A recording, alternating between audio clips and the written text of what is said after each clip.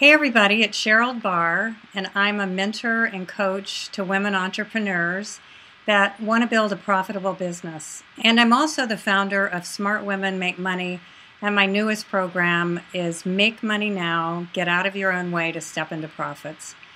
One of the biggest thrills I have in my work is that I get to talk to very cool and very bright, what I consider experts. And I've been an admirer of Paul Jarvis, who's my guest. Hey, Paul. Howdy. I talked with him many, many years ago, and I think it feels like 4 or 5 years ago when I was just getting started about websites. And I was really, I admired who he worked with and his work. And so it's just a thrill to talk to you because Paul is a status quo buster. If you read his work, you'll get that immediately. And I would say that he's a real strategist. So I want to introduce him, and then we'll talk about some website strategy and online strategy today. So Paul Jarvis is a best-selling author and designer, and I'm going to also add that he's an adventurer. You didn't put that in there, but I did, because I can just tell. It takes one to know one. And he's worked with Silicon Valley startups, pro sports athletes, Fortune 500 companies, and some of the world's biggest entrepreneurs. He writes weekly for his popular newsletter, and you can check out his newsletter at pjrvs.com/sign up. That stands for Paul Jarvis. pjrvs.com/sign up. And he runs an online course on becoming a better freelancer. The links to that are thecreativeclass.io. And that's a new course he's going to talk about. I also want to add that Paul mentioned that he's a best-selling author, and I just want to mention some of these books because they're great. He's the author of Eat Awesome, which is a vegan cookbook, which I didn't really know that you were vegan until you told me that. Then he's got Be Awesome in Online Business, which I've read, and it is awesome. And he also has Everything I Know, which I'm reading now, and I just bought, which is his newest book, The Good Creative. And you can get that in PDF and audio. So if you're like me, you can walk and listen to Paul talk about that. So I want to welcome you, Paul, and it's been years since I've been a fan of yours, and so today I'm just thrilled to have a conversation with you. Great, me too, and it's good to connect face to face. Yeah, so, I want to start off with, I love this conversation in your book, Everything I Know, about the creative police, and how really what got me was that you continually experiment to see how ideas take hold. And I tell my clients and people in my classes that experimentation is the name of the game. You have to test. And just because a launch doesn't work, it's not the product. It can be something in that mix, and you have to keep tinkering. So why do you do that? And give us some insight. Sure, I think I like experimenting because I don't really know what I'm doing, and I don't really think that anybody really knows what they're doing, especially for launching products or writing books or that. You can have the best intentions, the best plan, the best team, you can have everything set up. And it could work. It may not work. But I think that the point is that it's fun. If you enjoy doing these things, if you enjoy the journey of building these things and developing these things and even marketing these things, I think it's fun regardless. And then, like you said, when you launch, if it doesn't work or it doesn't work the way that you planned, tweak a few things. Try something else. Try something different. And I mean, I've always kind of played with that, and I think that's part of what I really like about launching books or products or even websites for our clients is the fact that we can have great ideas and the strategy and everything behind it, but we're not going to know if something's going to work until we release it. It has to be launched in order to test it, to see if it's working. Yeah, it's exactly it. And I almost scrapped Smart Women Make Money years ago after a launch that just exhausts me. And I didn't really know how to launch, frankly. I'm still learning. It's just, and everything's evolving. So it's not like there's one way. What are the biggest stumbling blocks, or what are the must-haves? Let's start there, that you feel like when you work with your clients, what do they have to have their website help make them money? Yeah, so the first thing I think is having the website in the first place. A lot of people get stuck there or get stuck just before that, where they want to have the most perfect website, or they want to have somebody like a great designer or developer make it for them, and they want to wait a year or so. Like some people's schedules are pretty booked far out, not just mine, other people as well, Yeah. and they want to have everything just exactly perfect. And a lot of times, it doesn't need to be, especially in the beginning. And you can launch. And actually, I tell a lot of people that come to me that want a website from me that they maybe should wait to do that first until they're making money, and start small. Start with just a WordPress theme or a Squarespace site, and get something up that, one, shows people who they really are, and two, shows them what it is that they're trying to sell, and three, the kind of what expertise they have. Because people aren't going, especially when we're talking about commerce, people aren't going to buy from somebody that they don't feel understands them and has some kind of trust involved. And a lot of that comes down to writing content and or developing videos, or however you express yourself, getting that out there as often as possible and as consistently as possible. That matters more, especially in the beginning, way beyond having a fancy website with all sorts of bells and whistles. It's the content and the fact that you're expressing yourself is first. And that can happen on a free website. That can happen on a website that costs thousands of dollars. It doesn't matter. You can always iterate. And that's why I like the internet, is because you can launch a site, build on it, see what works, what doesn't, move forward a bit, and that sort of thing. And you can kind of just, it can grow, your website can grow with you, and your website can grow with the money that you make from it. Right. So you don't have to invest thousands of dollars in the beginning. You can invest a little bit, grow, see what works and what doesn't, then spend a bit more, then spend a bit more, kind of thing. So let's talk about themes, and let's talk about a common misconception about WordPress.org and WordPress.com. Talk about that for a minute and just say, because people may not know. I always have to let them know about this. So the difference is .org is hosted for you, and you have to play by their rules and you can't, like, things like Google Ads or that sort of thing you can't have. And then WordPress.com is you basically get to run the show, but you have to have hosting, your own hosting for .com. But then you can have ads, you can do whatever you want, you can have whatever theme you want. If you want to have a developer or somebody like me develop a custom theme for you, then you can host it there. I actually don't know anything about WordPress.org because I've always only ever built my own themes, but it's very cost effective, right? Like, you can start a website for free and pick a theme that they already have, and then you're good to go. And then all you have to worry about is the content. Whereas if you're going .com, you need to figure out hosting, whether it's a good host. There are lots of bad hosts out there. You have to find and install themes, or have somebody pay somebody to install themes and plugins and that sort of thing. So, but you can always move. You can always switch, right? So you can start with the .org, and then because it's built on WordPress, you can take that content, you can take everything and move it to a .com when you're ready, or when the site starts to make money, or that sort of thing. I also heard that if you have it on .com, you don't really own it. If you have it on .org, you don't own anything other than your content. I'm not sure what their terms of service are. I've never used it. Okay. But I would assume, like, the company that makes it, Automatic, they're a pretty cool company, so I would assume that you own the content, but they probably have the right. It's just like with Facebook or Twitter. Yeah. They have the right to do whatever they want with that content, because it's on their server. So if they want to promote it somewhere, then they could do that. Okay. Whereas .com, it's your data, it's your database, it's your content, it's your everything. You tell people, if they're starting out, free themes. Anything you want to add about that?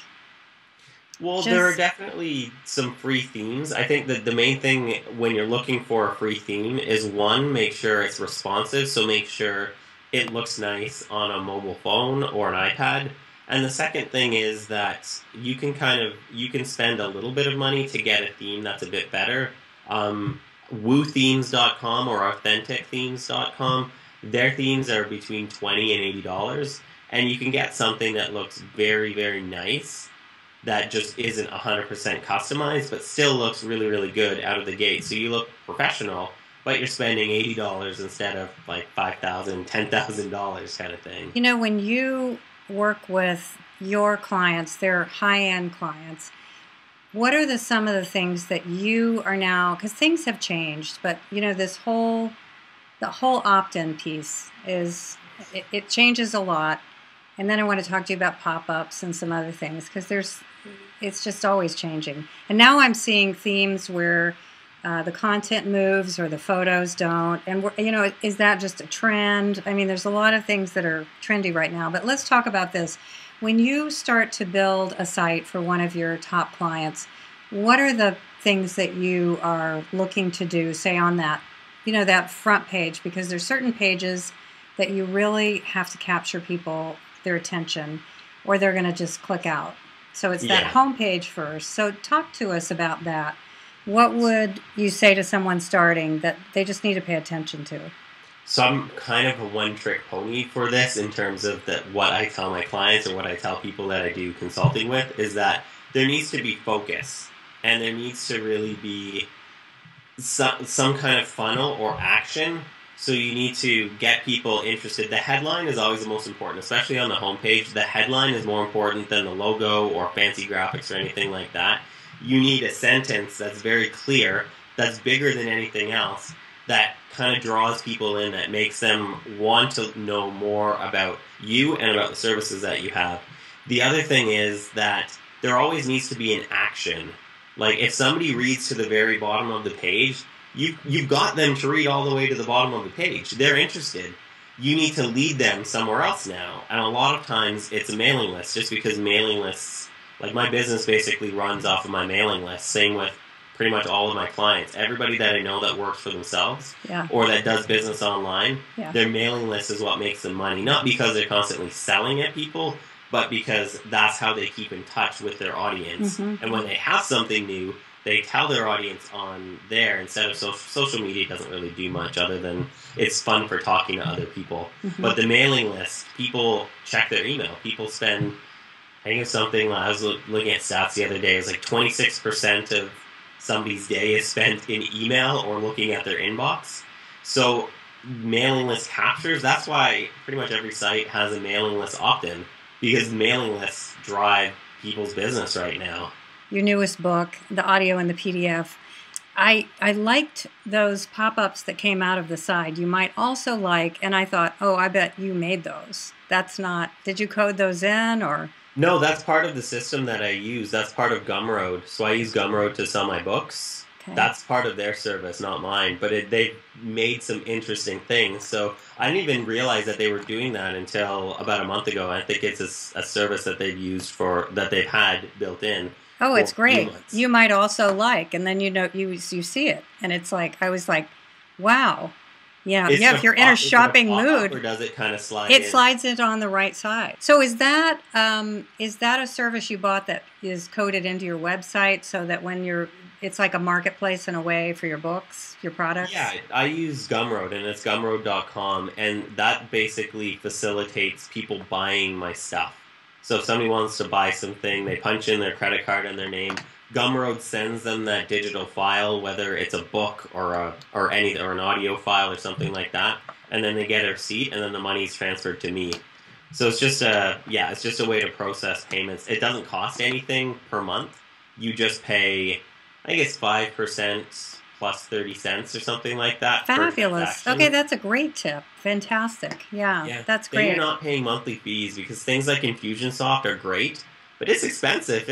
It costs thousands of dollars to set up and hundreds of dollars a month to use. And I mean, I do a lot of transactions a month, and it still works out. I still have my spreadsheet where I kind of see where it's at. Yeah. It still works out to a really reasonable price. That's fantastic. And you're paying per use. You're not paying a monthly fee. So if you're not making anything in 1 month, it's zero. So what do you use for your mail system?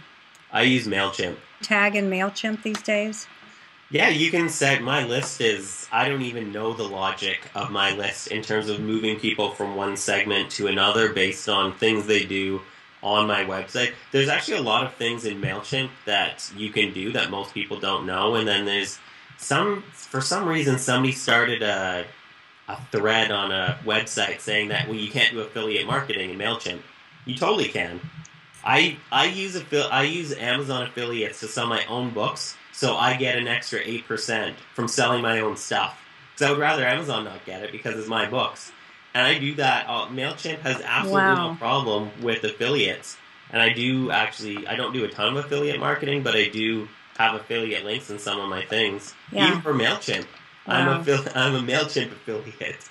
So it's good. There's so much stuff you can do with MailChimp that's similar to Infusionsoft, where you can track a user's behavior on your website. Yeah. And then that translates into something different for how you segment that audience on the mailing list. It's so easy. It's so easy. It gets pretty expensive too. Like, I think I'm paying over $200 a month right now. That's because your list is big. Because Yeah. it's, yeah.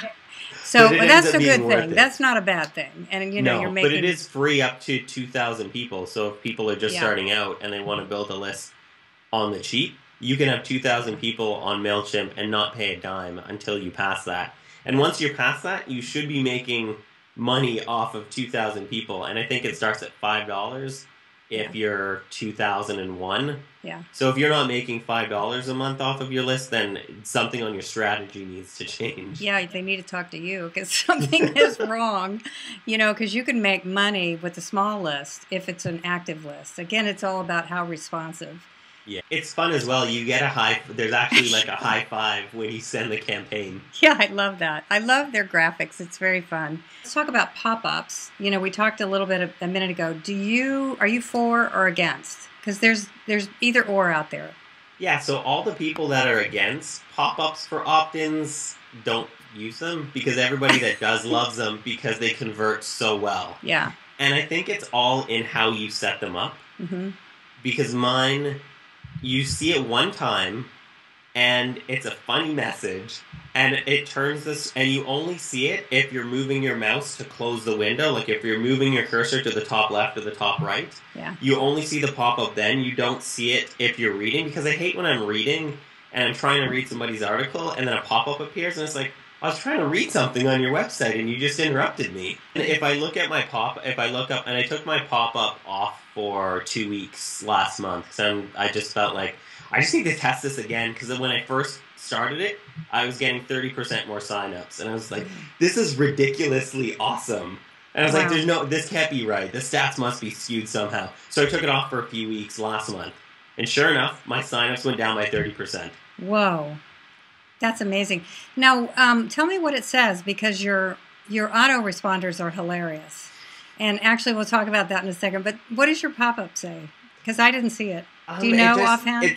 It starts with something like, do you want to sign up for my most popular thing ever, or something like that, the Sunday Dispatches. And in order to close the window, you have to click no thanks, I hate creativity. That's it. I saw that. I laughed when I saw that because I already signed up for the Dispatches. Yeah. Oh, There's a barrier to entry that requires humor for my mailing list. I saw that.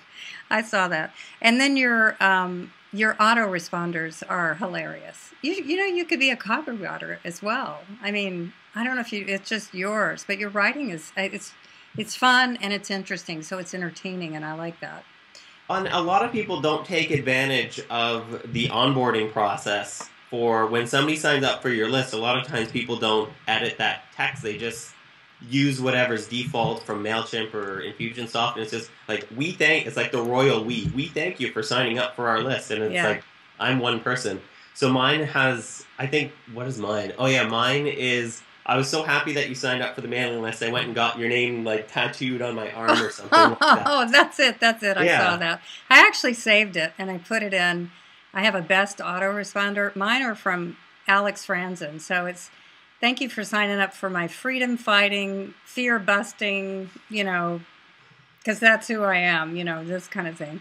Yeah. But I love that. I went out and got it tattooed on my arm. Yeah, so It's really fun. I like how you've made this whole process. I get so many people replying to that saying it's the best ever. I used to have a marketing Yeah. message saying like, "Oh, you can get money off my books or something." I was just like, "That's not me. I'm just gonna write something fun." Yeah, no, And then if I people love don't that. get it, they'll unsubscribe, and I only get the cool people staying on my list that Yeah. understand me, that I understand, that I want to talk And to. that's who you want anyway. The unsubscribed, you Exactly. want them to go. They're not your people. What else do you think is important that we talk about in the, digital online world here for new entrepreneurs? So I think the biggest and most misused place of a website is after reading a blog post. And that's where a lot of good things can happen because like I said earlier in the conversation, if somebody's read to the bottom of the blog post, you got them. What are you going to do next? So a lot of people, there's a trend now to take comments off of your website, which I do. One, because I get too many comments, and I would rather just people interact with me on social media because social media is good for talking to people. Mm-hmm. That's about it. So when I took blog posts off, I noticed that I was getting a lot more signups. So all I had, and then when I took social media sharing. So when you took comments off, you got more signups? Yeah, because I have a sign up box You have an at the bottom opt-in. of my blog post Yeah. saying, if you like this article, you will like more articles from me. Right. Sign up here. I have that too. Yeah, and it works because you've got them. If they've read to the bottom, they've hopefully liked what you have to say, or they've hated it so much that they wanted to read to the bottom, Yeah. which is fine too. So I took comments off. I started to get more signups, and I started to get more people interacting with me on social media, which is where I'd like to talk to people anyways. And then I took social media sharing off. When I took social media sharing off, I ended up getting more shares. Like most of my traffic comes from Facebook. I've never had a Facebook account. Alex Franzen and I are like that. I didn't know that. I know Alex just went off Twitter. She's done with social media. I'm actually working on a new website right now. She's done with social media, which I think is awesome. Oh, that's so great. It's amazingly, it's very refreshing to see someone be so successful and not be on social media. That's what I did with my site. Every page on my website has to do with signing up for my mailing list. Above selling things, above anything else, it's the mailing list because I know once I have people on my list, if they're the right people, they're going to end up buying something from me anyway. So I'd rather them get on my list first, get a taste of Paul, and then buy something later on. Because every time I launch something, all I need to do is tell my mailing list about it, and the launch goes really well. So let's have you talk about your newest book in the class. I just bought the book today, so I can't talk about it yet. I haven't read it. So tell us a little bit about it. Sure. So it's called The Good Creative, and it's a short read. It's not going to take you very long to read or listen to. I think it might be about 50 minutes long. Because I talk very fast. I forced myself to read it very slowly, and I narrated it, which is fun. And then I got a studio to edit it all together and make me sound better. But so The Good Creative, it was going to be a blog post, and it was just the habits that I noticed that people that do well with creativity have. And so it's the 18, there's a secret bonus, there's 19, but it doesn't say that, it says 18. So if you read to the end, you get a bonus. And it's just the habits that I've noticed people have, and it's the habits that if I'm using them and if I'm employing them with the work that I do, I tend to succeed more. Whatever success means, like it doesn't necessarily mean making all the money in the world or being the most famous or things like that. Sometimes success is just feeling happy. So I think that's almost the most important one. I think so. Yeah, because it's that inner happiness, because the outer stuff's just temporary, Exactly. Yeah. And it's not good unless you have that. You're not going to want to keep going anyways, regardless of what's happening. Yeah. So, The Good Creative kind of talks about that. It's kind of silly. Like, I try to find, because I find a lot of business or creativity books have the same examples of the same people doing the same things. So my goal for that book was to find the weirdest, quirkiest, most far-out examples that I could find. There is one example that I use that has Tim Ferriss in it. I had to go there because it made my point perfectly. But the rest of the book Can you tell us what that is? I can't remember. I wrote the book like 7 months ago. Oh, okay. That's so funny. I can't even remember. I'm the worst person to remember what I wrote, even when I wrote it. Well, I'm the same way. It's like Yeah, once I've written it, and then sometimes I think, did I write that? It's like, wow, it must have just come from like, in, and then out on the paper. exactly. When I'm writing or when I'm in the editing process with my editor, I'm in it and I'm living and breathing that. And then as soon as it's out, it's everybody else's and it's not mine anymore. And then I forget 90% of what it was that was in it. Wow, amazing. Which is horrible for interviews. I'm like, if somebody's asking me specific questions about the book, Yeah. then I'm like, Okay, well then we'll go get it. Actually, I can't wait to read it. And the best part, like I said, there's an audio, so we can listen and then go back and refer to it. We live in Baja every winter. Because we're here in Portland, Oregon, and it's just the curtain drops about right now. It's dark, It's cold, it's rainy. So my husband and I go to Loreto in Baja, and we live there for a month. This will be the 5th year, and then we've been there before that. But my most favorite thing in the entire world is going to see the gray whales and the mamas and the babies, and it's like shocking how they come up to the boat. They're so sweet. I literally was hugging one in a photo I have. nice. But even the mothers, I think they're so socialized, they're not to be afraid. And so I've gotten on this big kick of this whole anti-whaling thing because these creatures are so gorgeous. Yeah. Yeah. You see them twice because they migrate past us when they go up north because I live on Vancouver Island on the coast. Oh. And we see them. We see grays, humpbacks, and orcas. Well, we have orcas that live here as well. Yeah. So, and I've seen orcas once. I've lived on the coast, I think, on the coast of Vancouver Island for about 5 years now. And for the first 4, I was like, I need to see a killer whale. I need to see an orca. And I finally did, and we were on a boat, and it was right off of the beach that I was going to every single day for years. And we were on a boat looking for them, and we saw them right off of the beach where I went to every single day to try to see them, and I didn't see them until I was on the boat. Oh, amazing. What's behind you? Let's just talk about that. Are you a surfer? Yeah, this is my wife and I. This is my wife's surfboard. So this is the prettiest surfboard that we have, and it's more vegan propaganda. It's the Sea Shepherd. Let me look. I have to put my glasses back on. Doesn't it have what are those points on the side? Are those fins? There's a trident and hook. It's basically an anti-whaling a vegan activist group. Cool. The Sea Shepherd. They go down to Antarctica and try to stop the Japanese whalers every year. Oh, yeah. Oh. There's what's it called? Whale Wars. There's a TV show about them.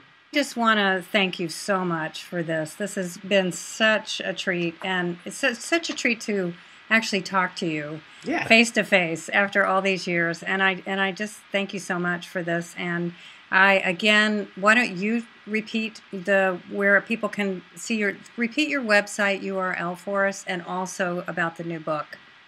Sure. So my website is pjrvs.com. It's kind of like Paul Jarvis without the vowels and without the L. Super hard to remember. I did it on purpose to prove that domains really don't matter. I'm on Twitter. I think that's the only social media I'm really on. pjrvs. And then my newest book is The Good Creative, and then my newest course is The Creative Class, and that's The Creative Class.